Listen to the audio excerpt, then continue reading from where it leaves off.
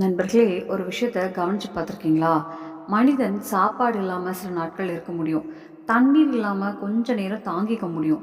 தூக்கத்தையும் ஒரு அளவுக்கு கட்டுப்படுத்த முடியும். ஆனால் ஒரு விஷயம் மட்டும் மனிதனை உயிரோட வைத்திருக்கிறது. அது இல்லைன்னா எவ்வளவு பணம் இருந்தாலும், எவ்வளவு வசதி இருந்தாலும் வாழ்க்கையே அர்த்தம் இல்லாமல் போயிடும்.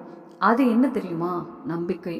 அதனால தான் இன்னைக்கு நம்ம பார்க்க போகிற கதை சாதாரண கதை கிடையாது. இந்த கதையை கடைசி வரைக்கும் கேட்டா மனித வாழ்க்கையில பசி பெரியதா, தாகம் பெரியதா, தூக்கம் பெரியதா, இல்ல நம்பிக்கை பெரியதான்னு நீங்களே ஒரு முடிவுக்கு வருவீங்க. இந்த கதையோட கடைசி சொல்ல போற உண்மை உங்க வாழ்க்கையை பார்க்குற பார்வையே மாற்றலாம். அதனால இந்த கதையை முழுசா கேளுங்க. ஒரு காலத்துல ஒரு பெரிய ராஜ்யம் இருந்துச்சு. அந்த நாட்டோட அரசர் நீதிக்கும் அறிவுக்கும் பேர் போனவர். யாருக்காவது பிரச்சனை வந்தா கடைசி நம்பிக்கையா அவர்கிட்ட தான் வந்தாங்க. அவர் சொல்ற தீர்ப்பை யாருமே எதிர்க்க மாட்டாங்க. ஒரு நாள் அந்த அரசவைக்குள்ள வித்தியாசமான 4 பெண்கள் வந்தாங்க. அவங்க சாதாரண பெண்கள் இல்ல, உலகத்துல இருக்கிற 4 பெரிய சக்திகளோட உருவம். முதலாவது பசி, ரெண்டாவது தாகம், மூன்றாவது தூக்கம், நான்காவது நம்பிக்கை. 4 பேருமே அரசருக்கு முன்னாடி வந்து நின்னாங்க. ஆனா அவங்களோட முகத்துல அமைதி இல்ல. ஒருத்தரை ஒருத்தர் கோவமா பார்த்துக்கிட்டு இருந்தாங்க. அரசர் ஆச்சரியமா, நீங்க 4 பேரும் சேர்ந்து எதுக்காக வந்திருக்கீங்க? உங்களுக்குள்ள என்ன பிரச்சனைன்னு கேட்டாரு. உடனே பசி முன்னாடி வந்து, அரசே, இந்த உலகத்துல நான் தான் எல்லாரையும் விட பெரியவ. என்னால தான் மனிதன் தினமும் ஓடி ஓடி வேலை செய்யறான். என்ன அடக்கத்தான் அவன் உழைக்கிறான். அதனால நான் தான் மூத்தவள்னு பெருமையா சொன்னான். அதை கேட்டதும் தாகம் சிரிச்சுட்டு, இல்ல அரசே, அவ சொல்றது தப்பு. பசியை விட தாகம் தான் பெரியது. சாப்பாடு இல்லாம மனிதன் சில நாட்கள் வாழ முடியும். ஆனா தண்ணீர் இல்லாம சில நாள் கூட உயிரோடு இருக்க முடியாது. அதனால நான் தான் எல்லாரையும் விட முக்கியமானவள்னு சொன்னான். அடுத்த நொடியே தூக்கம் பேச ஆரம்பிச்சது. நீங்க 2 பேரும் தேவையானவங்க தான். ஆனா என்ன இல்லாம யாராலும் வாழ முடியாது. மனிதன் பணத்தையும் மறந்துடுவான், வேலையையும் மறந்துடுவான். ஆனா தூக்கம் வந்தா ராஜாவா இருந்தாலும் தரையில கூட படுத்து தூங்கிடுவான். அதனால நான் தான் பெரியவள். இதையெல்லாம் அமைதியா கேட்டுக்கிட்டு இருந்த நம்பிக்கை மட்டும் சிரிச்சுக்கிட்டே நின்னது. அதை பார்த்த அரசர், நீ ஏன் எதுவுமே பேசலன்னு கேட்டாரு. நம்பிக்கை மெதுவா முன்னாடி வந்து, அரசே, நான் என்ன பற்றி நானே சொல்ல விரும்பல. என்னை விட இவங்க பெரியவங்களா இல்லையா என்பதை நீங்களே சோதிச்சு பார்த்து முடிவு சொல்லுங்கன்னு அமைதியா சொன்னான். அந்த பதிலை கேட்ட அரசர் கொஞ்ச நேரம் யோசிச்சாரு. சரி, வார்த்தையால யாரு பெரியவங்கன்னு முடிவு பண்ண முடியாது. ஒவ்வொருத்தரையும் சோதிச்சு பார்ப்போம். அந்த சோதனையில யாரு வெற்றி பெறாங்களோ அவங்கள தான் இந்த உலகத்துல மிகப்பெரிய சக்தின்னு அறிவிக்கிறேன்னு சொன்னாரு. அந்த ஒரு தீர்ப்புக்காக 4 பேரும் சம்மதிச்சாங்க. ஆனா அரசர் முதல்ல யாரை சோதிக்க போறாருன்னு யாருக்குமே தெரியல. அரசர் தன்னோட சிம்மாசனத்திலிருந்து எழுந்து நின்னாரு. முதல்ல பசியத்தான் சோதிக்க போறேன்னு சொன்னாரு. உடனே அரண்மனையில இருந்த அமைச்சர்களையும் வீரர்களையும் பார்த்து, இன்னைக்கு முதல் இந்த ராஜ்யத்துல எந்த வீட்லயும் அடுப்பு எரியக்கூடாது, யாரும் சாப்பாடு சமைக்க கூடாது, எந்த கடையிலையும் உணவு விற்கக்கூடாது, ஒரு நாள் முழுக்க யாருக்கும் சாப்பாடு கிடைக்கக்கூடாது. இது என்னோட அரச கட்டளைன்னு உத்தரவிட்டாரு. அந்த உத்தரவு ராஜ்யம் முழுக்க அறிவிக்கப்பட்டுச்சு.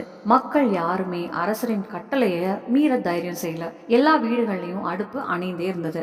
சந்தைகள்ல உணவு கடைகள் மூடப்பட்டிருந்தது. நாள் முழுக்க பசி மட்டும் அமைதியா சிரிச்சுக்கிட்டே இருந்தது. இப்ப பாருங்க, மாலைக்குள்ள எல்லாரும் என்னை தேடி வருவாங்கன்னு அவ பெருமையோட சொன்னான். காலை கடந்து மதியம் வந்துச்சு. மதியம் கடந்து மாலை ஆயிடுச்சு. ஆரம்பத்துல தன்னம்பிக்கையா இருந்த பசிக்கு கொஞ்சம் கொஞ்சமா வயிறு கிள்ள ஆரம்பிச்சது. பரவாயில்ல, இன்னும் கொஞ்ச நேரம் தாங்கிக்கலான்னு அவன் மனசுக்குள்ள நினைச்சுக்கிட்டான். ஆனா இரவானதும் நிலைமையே மாறிடுச்சு. வயிற்று பசி தாங்க முடியாத அளவுக்கு அதிகமாயிடுச்சு. அவளோட முகத்துல இருந்த பெருமை மெதுவா மறைஞ்சு பதட்டம் தெரிஞ்சது. எங்கேயாவது கொஞ்சம் சாப்பாடு கிடைக்குமான்னு நினைச்சுக்கிட்டு வீடு வீடா தேட ஆரம்பிச்சா. ஒரு வீட்டுக்குள்ள போனா, பாத்திரங்கள்ல எதுவுமே இல்லை. இன்னொரு வீட்டுக்கு போனா, அங்கேயும் சாப்பாடு இல்லை. 3வது வீட்டுக்குள்ள நுழைஞ்சா, அடுப்புக்கு பக்கத்துல இருந்த ஒரு உலர்ந்த தோசை மட்டும் அவளோட கண்ணில் பட்டுச்சு. அந்த நொடியே, இது பழைய தோசை தானே, இதை எப்படி சாப்பிட்றதுன்னு யோசிக்க கூட அவளால முடியல. வயிற்று பசி எல்லாத்தையும் மறக்க வச்சிடுச்சு. அவ அந்த பழைய காய்ந்து போன தோசை எடுத்துட்டு அவசர அவசரமா சாப்பிட ஆரம்பிச்சா. அந்த காட்சிய தூரத்துல நின்று தாகம், தூக்கம், நம்பிக்கை 3 பேரும் பார்த்துக்கிட்டு இருந்தாங்க. உடனே தாகம் சிரிச்சுட்டு, பாத்தீங்களா, தன்னை உலகத்துல பெரியவள்னு சொன்ன பசியே கடைசியில கிடைச்ச பழைய தோசையை கூட விட்டு கொடுக்காம சாப்பிட்ற நிலைக்கு வந்துட்டான்னு சொன்னான். அடுத்த நாள் காலை 4 பேரும் மீண்டும் அரசவைக்குள்ள வந்தாங்க. அரசர் பசியை பார்த்து நேத்து என்ன நடந்துச்சுன்னு கேட்டாரு. பசி தலை குனிஞ்சு நின்னான். அதுக்குள்ள தாகம் முன்னாடி வந்து, அரசே, பசி தோத்துட்டா அவளுக்கே பசி வந்ததும் பழைய காய்ந்த தோசையை கூட சாப்பிட வேண்டிய நிலை வந்துச்சு. அதனால இப்போ என்ன சோதிங்க, அப்பதான் உண்மையிலேயே யாரு பெரியவங்கன்னு தெரியும்னு தன்னம்பிக்கையோட சொன்னான். அரசர் லேசா சிரிச்சாரு. சரி, அடுத்த சோதனை உனக்கு தான். இந்த சோதனை முடிஞ்சதுக்கு அப்புறம் உன் வார்த்தை உண்மையா இல்லையா என்று எல்லாருக்கும் தெரிஞ்சிடும்னு சொன்னாரு. அந்த ஒரு வார்த்தையை கேட்டதும் தாகமோ முகம் முழுக்க பெருமையோட நின்னது. ஆனா அவளுக்கே தெரியாம அடுத்த சில மணி நேரத்துல அவளோட வாழ்க்கையிலே மிகப்பெரிய சோதனை காத்துக்கிட்டு இருந்தது. அடுத்த நாள் காலையிலேயே அரசர் மீண்டும் தன்னோட அமைச்சர்களையும் வீரர்களையும் அழைச்சாரு. இன்னைக்கு யாரும் எந்த வீட்லயும் குடத்துல தண்ணீர் நிரப்பக்கூடாது. கிணறு, குளம், ஆறு, ஓடை எதுல இருந்தும் யாரும் தண்ணீர் எடுக்கக்கூடாது. ராஜ்யம் முழுக்க இது என்னோட கட்டளைன்னு அறிவிங்கன்னு சொன்னாரு. சில மணி நேரத்துக்குள்ள அந்த செய்தி ஊர் முழுக்க பரவிடுச்சு. மக்கள் எல்லாரும் தங்களோட குடங்களை காலியா வச்சாங்க. கிணறுகளுக்கும் காவல் நிறுத்தப்பட்டுச்சு. குளங்கள்ல கூட யாரும் இறங்க முடியாத மாதிரி வீரர்கள் நின்னாங்க. இதையெல்லாம் பார்த்த தாகம் பெருமையா சிரிச்சா. பசிய மாதிரி நான் இல்ல, என்னை யாராலையும் ஜெயிக்க முடியாது. எல்லாரும் கடைசியில என்னதான் தேடி வருவாங்கன்னு சொன்னான். காலை கடந்து மதியம் ஆயிடுச்சு. மதியம் கடந்து மாலை வந்துருச்சு. ஆரம்பத்துல அமைதியா இருந்த தாகத்துக்கு மெதுவா தொண்டை வறண்டு போக ஆரம்பிச்சது. பரவாயில்ல, இன்னும் கொஞ்ச நேரம் தாங்கிக்கலாம்னு நினைச்சா. ஆனா இரவாக ஆக அவளால ஒரு அடி கூட நடக்க முடியல. நாக்கே உலர்ந்து போச்சு. கண்கள் சிவந்துடுச்சு. எப்படியாவது கொஞ்சம் தண்ணீர் கிடைச்சா போதும்னு நினைச்சுக்கிட்டு அவ அங்கேயும் இங்கேயும் ஓட ஆரம்பிச்சா. ஒரு வீட்டுக்குள்ள போனா ஒரு சொட்டு தண்ணீர் கூட இல்ல. இன்னொரு வீட்டுக்கு போனா அங்கேயும் எல்லா பாத்திரங்களும் காலி. அவளோட தாகம் இன்னும் அதிகமாயிடுச்சு. இறுதியாக ஊருக்கு வெளியே இருந்த ஒரு பள்ளத்துக்கு போனா. அங்க மழை தண்ணீர் கொஞ்சம் தேங்கி இருந்துச்சு. அந்த தண்ணீர் சுத்தமா இல்ல, சேரும் மண்ணும் கலந்திருந்தது. ஒரு நிமிஷம் அதை பார்த்து தயங்கினா. ஆனா அடுத்த நொடியே தாகம் எல்லா யோசனையும் மறக்க வச்சிடுச்சு. அவ குனிஞ்சு அந்த சேறு கலந்த தண்ணீரையே அவசரமா குடிக்க ஆரம்பிச்சா. அந்த காட்சியை தூரத்துல நின்று பசி, தூக்கம், நம்பிக்கை 3 பேரும் பார்த்துக்கிட்டு இருந்தாங்க. உடனே தூக்கம் சிரிச்சுக்கிட்டு, பாத்தீங்களா, தன்னை எல்லாரையும் விட பெரியவள்னு சொன்ன தாகமே கடைசியில சேறு கலந்த தண்ணீரை கூட குடிக்க வேண்டிய நிலைக்கு வந்துட்டா. அதனால இப்போ அடுத்த சோதனை எனக்கு தான் வரணும்னு சொன்னான். மறுநாள் காலையில மீண்டும் 4 பேரும் அரசவைக்கு வந்தாங்க. அரசர் தாகத்தை பார்த்து நேத்து என்ன நடந்துச்சுன்னு கேட்டாரு. தாகம் தலை குனிஞ்சு நின்னான். ஒரு வார்த்தை கூட பேச முடியல. அதை பார்த்த அரசர் அமைதியா தலையசைச்சாரு. அதுக்குள்ள தூக்கம் முன்னாடி வந்து, அரசே, இப்போ என்ன சோதிங்க, அப்பதான் யார் உண்மையிலேயே உலகத்துல பெரிய சக்தின்னு உங்களுக்கே புரியும்னு தன்னம்பிக்கையோட சொன்னான். அரசர் மெதுவா சிரிச்சாரு.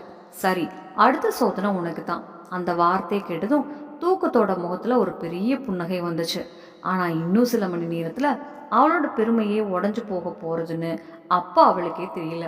அடுத்த நாள் காலையிலேயே அரசர் தன்னோட வீரர்களை அழைச்சு, இன்னைக்கு ராஜ்யம் முழுக்க யாரும் படுக்கை விரிக்க கூடாது, மெத்தை போடக்கூடாது, தலையணை வைக்க கூடாது, யாரும் வசதியா தூங்கக்கூடாது, இது என்னோட அரச கட்டளைன்னு உத்தரவிட்டாரு. செய்தி ஊர் முழுக்க பரவிடுச்சு. எல்லாரும் தங்களோட படுக்கைகளை எடுத்து வச்சுட்டாங்க. எங்க பார்த்தாலும் வெறும் தரைதான். இதெல்லாம் பார்த்த தூக்கம் சிரிச்சுட்டு, என்னை யாராலும் ஜெயிக்க முடியாது, நான் வந்துட்டேன்னா எப்படியும் எல்லாரும் என்னிடம் சரணடைவாங்கன்னு பெருமையா சொன்னான். பகல் கடந்து இரவு வந்துச்சு. ஆரம்பத்துல தைரியமா இருந்த தூக்கத்துக்கு கொஞ்ச நேரத்துல கண்கள் சொருக ஆரம்பிச்சுது. இன்னும் கொஞ்ச நேரம் விழிச்சிருப்போன்னு நினைச்சா. ஆனா முடியல. அவ அங்கேயும் இங்கேயும் ஒரு நல்ல இடம் தேடி அலைய ஆரம்பிச்சா. வீடு வீடா போனா படுக்கை இல்ல, மெத்தை இல்ல, தலையணை இல்ல. இறுதியா ஊருக்கு வெளியே இருந்த ஒரு மரத்தடிக்கு போனான். அங்க கரடு முரடான தரை தான் இருந்தது. இங்க எப்படி படுக்கிறதுன்னு ஒரு நொடி யோசிச்சா. ஆனா அடுத்த நொடியே தூக்கம் அவளை முழுசா ஆட்கிடுச்சு. அவ அந்த கரடு முரடான தரையிலேயே படுத்து ஆழ்ந்த தூக்கத்துல மூழ்கிட்டா. அந்த காட்சியை தூரத்துல நின்று நம்பிக்கை அமைதியா பார்த்துக்கிட்டு இருந்தது. மறுநாள் காலையில மீண்டும் 4 பேரும் அரசவைக்கு வந்தாங்க. அரசர் தூக்கத்தை பார்த்து நேத்து என்ன நடந்துச்சுன்னு கேட்டாரு. தூக்கம் தலை குனிஞ்சு நின்னுது. ஒரு வார்த்தை கூட பேச முடியல. அதுக்குள்ள நம்பிக்கை மெதுவா முன்னாடி வந்தது. அரசே, இப்ப என்ன சோதிங்கன்னு அமைதியா சொன்னது. அரசர் உடனே தன்னோட வீரர்களை பார்த்து, இன்னைக்கு யாரும் எந்த வேலையும் செய்யக்கூடாது, யாரும் வியாபாரம் செய்யக்கூடாது, யாரும் வயலுக்கு போகக்கூடாது, யாரும் உழைக்கக்கூடாது, எல்லாரும் வீட்டுக்குள்ளேயே இருக்கணும்னு கட்டளை போட்டாரு. ராஜ்யம் முழுக்க அமைதி. யாரும் வேலை செய்யல, யாரும் வெளியே வரல. நம்பிக்கை மெதுவா ஊர் முழுக்க நடந்துச்சு. இவ்வளவு அமைதியா ஒருத்தராவது என்னை நம்பி உழைச்சுக்கிட்டு இருப்பாங்களான்னு தேட ஆரம்பிச்சது. ஊரின் கடைசி எல்லையில இருந்த ஒரு குடிசை வீட்டுல மட்டும் ஒரு ஏழை இளைஞன் சின்ன எண்ணெய் விளக்கேற்றி இரவு நேரத்துல கூட மரத்தை வேலை செஞ்சுக்கிட்டு இருந்தான். நம்பிக்கை அவங்கிட்ட போய், தம்பி, அரசரோட கட்டளை தெரியாதா? எல்லாரும் வேலையை நிறுத்திட்டாங்க, நீ மட்டும் ஏன் இன்னும் உழைக்கிறன்னு கேட்டுச்சு. அந்த இளைஞன் சிரிச்சுட்டு, எனக்கு அரசரோட கட்டளை தெரியும், ஆனா நான் இன்னைக்கு உழைக்கலன்னா நாளைக்கு ஏன் குடும்பம் சாப்பிட முடியாது. நான் இந்த விளக்கை ஏற்றியது வெளிச்சத்துக்காக இல்லை, நாளை நல்ல நாள் வரும் என்ற நம்பிக்கைக்காகன்னு சொன்னான். அந்த வார்த்தை கேட்டதும் நம்பிக்கையோட முகத்துல ஒரு புன்னகை மலர்ந்துச்சு. மறுநாள் அரசவையில நம்பிக்கை நடந்ததையெல்லாம் சொன்னது. அரசர் சில நொடிகள் அமைதியா இருந்தாரு. பிறகு எழுந்து நின்று, இப்போ எனக்கு பதில் கிடைச்சிருக்கு. பசிய மனிதன் தாங்குறான், தாகத்தையும் தாங்குறான், தூக்கத்தையும் சில நேரம் வெல்றான். ஆனா நம்பிக்கை மட்டும் மனிதனை ஒருபோதும் விட்டு போகாது. நம்பிக்கை இருக்கிற வரைக்கும் மனிதன் மீண்டும் எழுந்து நிற்பான். அதனால இந்த உலகத்துல மிகப்பெரிய சக்தி நம்பிக்கை தான் தீர்ப்பு சொன்னாரு. அந்த தீர்ப்பை கேட்டதும் பசி, தாகம், தூக்கம் 3 பேரும் தங்களோட தோல்வியை ஒத்துக்கிட்டாங்க. நம்பிக்கை மட்டும் பெருமைப்படல. அமைதியா சிரிச்சுக்கிட்டு, நான் இருக்கிற வரைக்கும் மனிதன் ஒருபோதும் முழுசா தோற்க மாட்டான்னு சொல்லிட்டு அங்கிருந்து நடந்துச்சு. நண்பர்களே, இந்த கதையும் நமக்கு ஒரு பெரிய வாழ்க்கை பாடத்தை சொல்லுது. வாழ்க்கையில பணம் போகலாம், உடல் நலம் குறையலாம், கஷ்டங்கள் வரலாம், ஆனா நம்பிக்கை மட்டும் ஒருபோதும் இழக்காதீங்க. ஏன்னா நம்பிக்கை இருக்கிற இடத்துல தான் புதிய ஆரம்பமும் வெற்றியும் பிறக்கும். இந்த கதை உங்களுக்கு பிடிச்சிருந்தா ஒரு லைக் பண்ணுங்க. உங்க நண்பர்கள் உறவினர்களுக்கும் கண்டிப்பா பகிருங்க. இன்னும் இதே போல ஆன்மீக கதைகள், வாழ்க்கை பாடங்கள் நிறைந்த கதைகளை பார்க்க நம்ம ஆன்மீக தமிழ் சேனலை சப்ஸ்கிரைப் பண்ணி பெல் ஐக்கானையும் அழுத்திக்கோங்க. இந்த கதையில உங்களுக்கு ரொம்ப பிடிச்ச விஷயம் என்னன்னு கமெண்ட்ல கண்டிப்பா சொல்லுங்க. மீண்டும் ஒரு அருமையான கதையோட சந்திப்போம். ஜெய் ஸ்ரீ கிருஷ்ணா. நன்றி, வணக்கம். நம்ம சேனல்ல பிடிச்சிருச்சுன்னா லைக் பண்ணுங்க, ஷேர்